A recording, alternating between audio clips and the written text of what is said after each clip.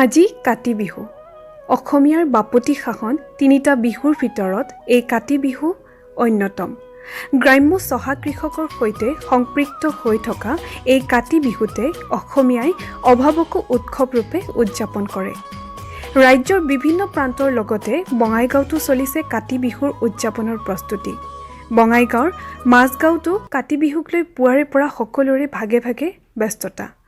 পৰম্পৰা ৰক্ষা কৰি পথাৰত এগছি বন্তি জ্বলোৱাৰ বাবে কৃষিজীৱী ৰাইজে সাজু কৰিছে ঔটেঙাৰ চাকি। জেঠ আহাৰ শাওনৰ প্ৰখৰ ৰ'দত কপালৰ ঘাম মাটিত পেলাই কৃষকসকলে কৰা কষ্টই সম্ভাৱনাৰ বীজ কঢ়িয়াই আনে।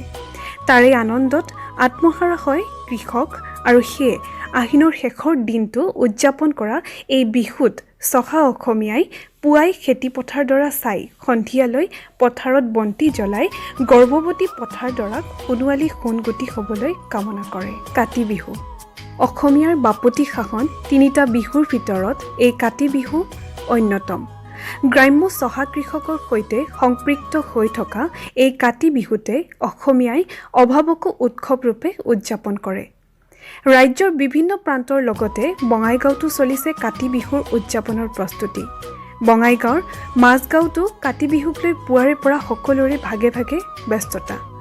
পৰম্পৰা ৰক্ষা কৰি পথাৰত এগছি বন্তি জ্বলোৱাৰ বাবে কৃষিজীৱী ৰাইজে সাজু কৰিছে ঔটেঙাৰ চাকি। জেঠ আহাৰ শাওনৰ প্ৰখৰ ৰ'দত কপালৰ ঘাম মাটিত পেলাই কৃষকসকলে কৰা কষ্টই সম্ভাৱনাৰ বীজ কঢ়িয়াই আনে।